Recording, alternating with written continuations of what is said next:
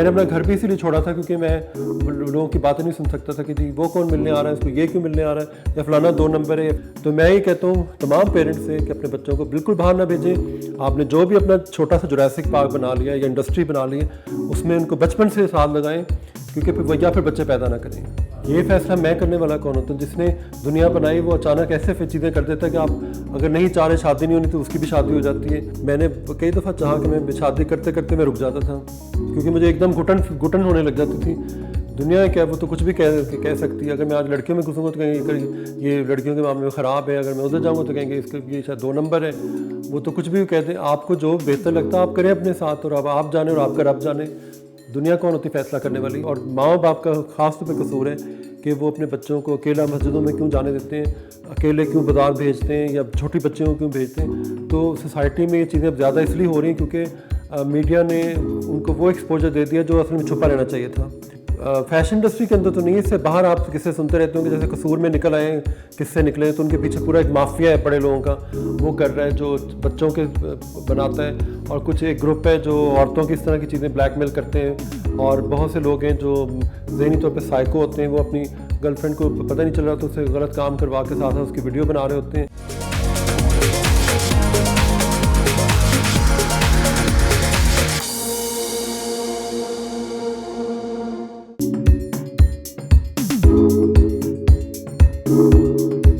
बिल्कुल बनाया, दुनिया इसके बगैर इनकम्प्लीट है।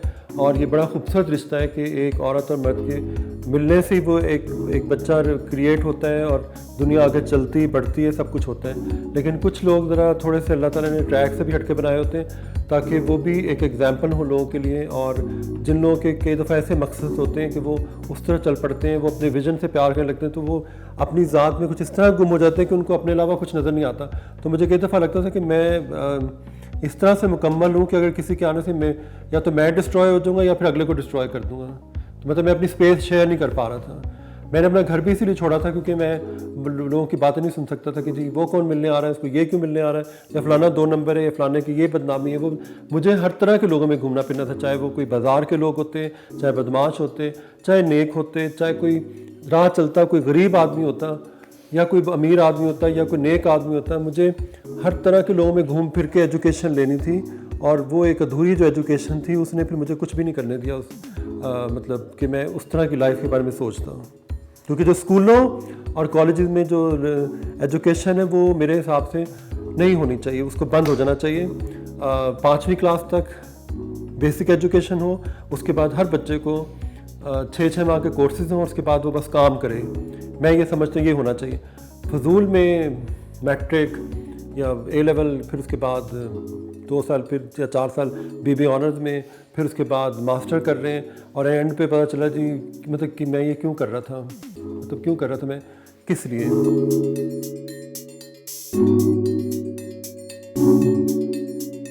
शुरू से ही मैं पुराने शेखों से बहुत इम्प्रेस हूँ कि उनके यहाँ बच्चे स्कूल से आते थे, सीधे बाप के साथ दुकान पे बैठे, वहीं पे कारोबार में शरीक हो गए, और उस तरह ही फिर वहीं पे उसका खाना आता था, वहीं पे उनका कोई ट्यूटर आ जाता था या उनको दीनी तालीम वाला वहीं पे आ जाता था। शाम को बाप थका टूटा घर जाता था, और उसके बाद वो सो जाता था, और छोटी सी एज में उसकी अपने ही कैलिबर के लोगों में शादी कर दी जाती थी।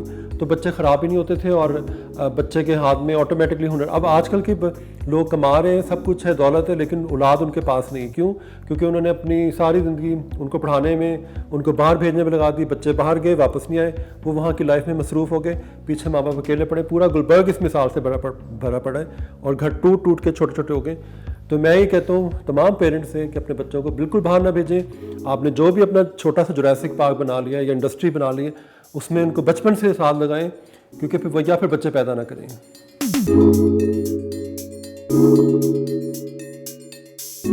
ये फैसला मैं करने वाला कौन होता है? जिसने दुनिया बनाई वो अचानक ऐसे फिर चीज़ें कर देता है कि आप अगर नहीं चाह रहे शादी नहीं होनी तो उसकी भी शादी हो जाती है।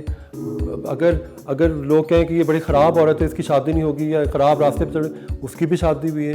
कैसे लोगों की शादियाँ हो गई। तो ये कैरियर, शादी, ये रब के हाथ में है। फिर जो वो फैसला करते हैं इंसान उसी रास्ते पर चल पड़ता है।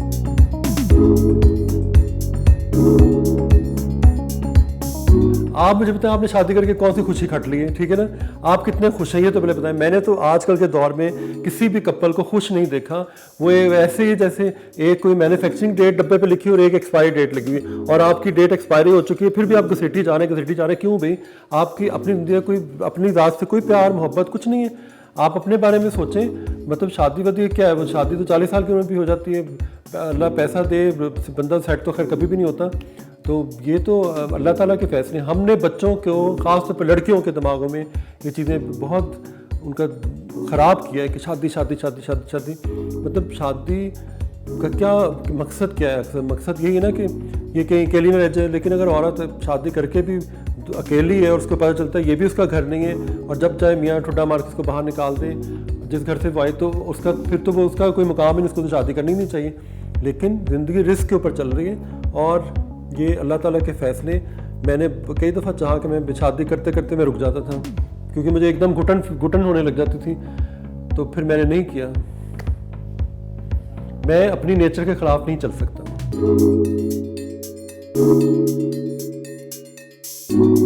दुनिया क्या है, वो तो कुछ भी कह सकती है। अगर मैं आज लड़कियों में घुसूँगा तो कहेंगे ये लड़कियों के मामले में ख़राब है, अगर मैं उधर जाऊँगा तो कहेंगे इसके ये शायद 2 नंबर है। वो तो कुछ भी कहते हैं। आपको जो बेहतर लगता है आप करें अपने साथ, और अब आप जाने और आपका रब जाने। दुनिया कौन होती फैसला करने वाली? पहली बात तो ये कि मैं जब इंडस्ट्री में आया तो हर रसाले पे लड़की, हर जगह टायर के इश्तिहार में भी लड़की, उसमें उधर भी लड़की, इधर भी लड़की। तो मैं सोचा कि अच्छा इसके ऑपोजिट चला जाए। मैं हमेशा हर चीज़ के ऑपोजिट चलता हूँ। मैंने कहा क्यों ना यहाँ पर एक पूरी मेल मॉडल की इंडस्ट्री खड़ी की जाए। फिर मैंने उस तरफ काम किया। मैंने ये पूरी इंडस्ट्री खड़ी करके रख दी। और यही नहीं, मैंने बहुत लाहौर में, पाकिस्तान में इतनी फीमेल टैलेंट भी दिया, वो लोगों को कभी नज़र नहीं आया।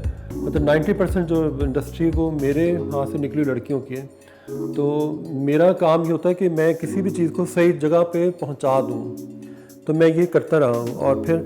और ये देखें, कमाल की बात ये देखें कि जो बच्चे लड़के मेरे पास आए, उनकी कभी सेहतें आप देखें, जब तो मेरे आसपास रहे ना मैंने उनको नशों पे लगाया, ना सिगरेटों पे लगाया, बल्कि सिगरेट तक छुड़वा दिए। उनकी रूटीनें ठीक की, उनको एक्सरसाइज पे लगाया, उनको अच्छी खुराकों पे लगाया। कि फिर पता चला कि पंजाब का जो पानी ये चढ़ा से ये जवानी का हुस्न होता है। तो वो ऐसे ही जैसे आप कोई अरबी घोड़े पालते हैं, उनको देख देख के खुश होते हैं, या एक पेंटर होता है जब अपनी पेंटिंग बनाता है तो उस पर आशिक हो जाता है, पोजेसिव हो जाता है। और आप ये देखें कि एक बड़ी एक्ट्रेस के पीछे जब तक उसका डायरेक्टर आशिक नहीं हो, उसने उसको कमाल की साइमा सबसे बड़ी मिसाल है कि किस तरह की थी और किस तरह सैयद नूर ने इश्क में उसको कहाँ से कहाँ पहुँचा दिया और उसको हुस्न की देवी बना दिया। तो ये इंसान के ऊपर है कि वो किस तरह किसको, अब ये भी काम अल्लाह ताला के कि वो किसको किस काम के लिए बनाता है। इंसान अपनी नेचर के मुताबिक चलता है। बाकी रही बात ही कि कोई 1 नंबर है, 2 नंबर है, 3 नंबर है, ये उसका ज़ाती फेल है, वो क्या करता है। और याद रखें, ताली 2 हाथों से बचती है।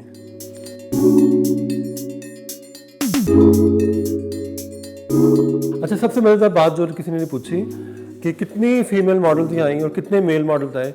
कई जगहों पे तो मैंने उनके आपस में भी रिश्ते करवा दिए और वो आज आबाद है अपनी जगहों पर।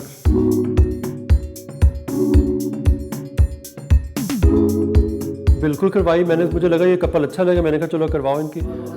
और हंसते बस क्योंकि एक दूसरे को पता चले पसंद भी करें, तो मैं उनके लिए बजाय से कि मैं अपोज करता, मैंने उनकी शादी करवा दी।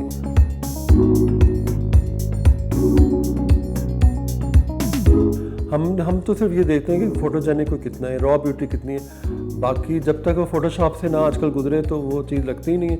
उनको तो सबको तो चाहिए वो हिंदुओं की तरह जो फोटोशॉप वाला जो भी कंप्यूटर उसको आके रोज़ उसकी ऐसे आरती उतारा करे, ऐसे खड़ी हुआ करे, उसको शुक्रगुजार हुआ करे। बल्कि वो जो फोटोशॉप वाले उनके पैर पकड़ा करें कि तुम्हारी वजह से आज हमें 4 लगे, अब ये जो पैसे हम इतने ज़्यादा ले रही है असल में हकदार आप लोग हैं।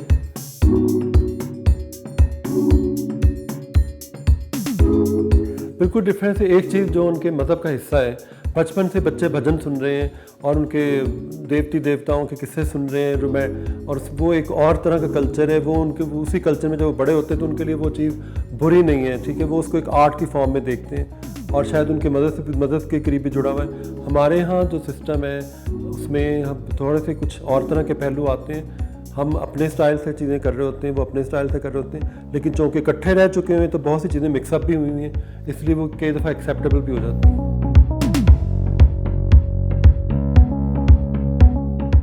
मैं तो जहाँ भी गया मुझे लोगों ने इज्जत दी। लोग फिल्म इंडस्ट्री का इतना कहते थे वहाँ पे ख़राब लोग होते हैं, ये होता है, फलां होता है। मैंने जितनी औरत की इज़्ज़त फिल्म इंडस्ट्री में होते देखी वो कहीं और नहीं देखी। और वहाँ की औरतों ने जिस तरह अपनी इज़्ज़त करवाती थी, और जो वो उस दौर की फिल्मी हीरोइनें थी, उनको जितना मैंने फ़राग दिल पाया, लोगों की हेल्प करते देखा, और जिस तरह वो अखलाक से मिलती थी, अदब, एहतराम, उस्ताद का, आई थिंक वैसी ख़वातीन नहीं पैदा हो सकती। उनको मैं सल्यूट करता हूँ कि वो इतने सारे लोगों में खड़ी होकर जिस तरह धूपों में डांस करती थी, जिस तरह वो काम करती थी, और फिर मैंने उनको जिस तरह छुप छुप के लोगों की हेल्प करते देखा, वो एक सबसे बड़ी एग्जांपल है। कभी उन्होंने शोर नहीं मचाए, कभी कुछ नहीं किया। मतलब ये तो पता नहीं अल्लाह को कौन सी उनकी अदा पसंद आ गई कि आज वो अपने अपने घरों में आबाद भी हैं।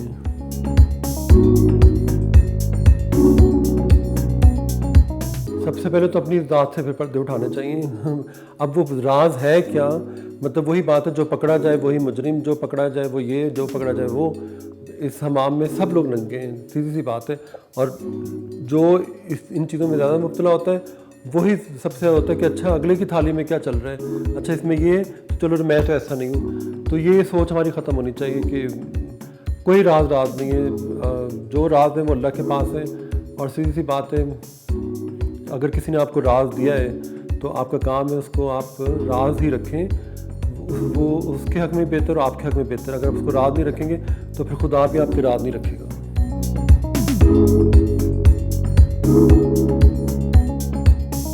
फैशन इंडस्ट्री के अंदर तो नहीं, इससे बाहर आप किस्से सुनते रहते होंगे, जैसे कसूर में निकल आए किस्से निकले, तो उनके पीछे पूरा एक माफिया है बड़े लोगों का, वो कर रहा है, जो बच्चों के बनाता है। और कुछ एक ग्रुप है जो औरतों की इस तरह की चीज़ें ब्लैकमेल करते हैं। और बहुत से लोग हैं जो ज़हनी तौर पे साइको होते हैं, वो अपनी गर्लफ्रेंड को पता नहीं चल रहा तो उससे गलत काम करवा के साथ साथ उसकी वीडियो बना रहे होते हैं। तो ये चीज़ें हो रही होती हैं। तो मैं तमाम बच्चों से, तमाम लोगों से गुजारिश करूँगा कि जब भी वो, अगर वो किसी के साथ, एक तो ये कि इसीलिए अल्लाह ताला ने मना किया है कि ऐसे काम में इन्वॉल्व ना हो जिससे कल को आप किसी मुसीबत में फंस जाएँ। और एक ज़रा से चस्के के पीछे, और कोशिश करें कि आप जब भी होटलों वगैरह में जाएँ, देखें वहाँ कोई कैमरे तो नहीं लगे, वहाँ कोई ऐसी हरकत ना करें। उनके वॉशरूम में अक्सर इस तरह की चीज़ें होती हैं, आपको नहीं पता होता कि नीचे कोई साइको टाइप लोग बैठे हैं, वो जब इंजॉय कर रहे हैं।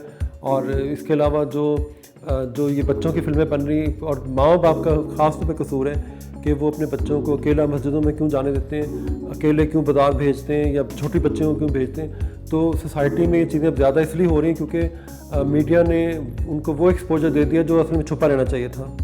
और जब आपकी रसाई कहीं नहीं पहुंच पाती तो फिर आप ज़ाहिर है मासूम बच्चे की भी शामत आती है। तो इसलिए बराए मेहरबानी हम खुद उन लोगों को मुजरिम बनाने में शरीक हैं, क्योंकि हमने हर चीज़ ओपन करके रख दी है, उसका एक्सपोजर नहीं होना चाहिए।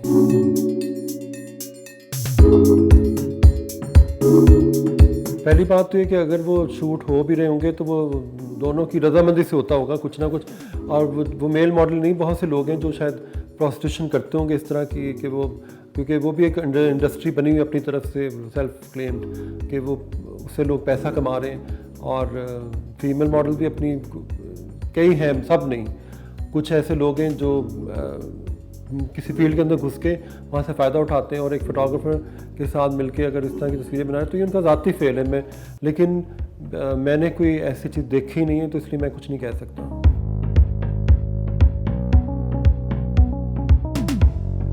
वो कहते हैं जैसी आवाम होती वैसी हुकूमत आ जाती है।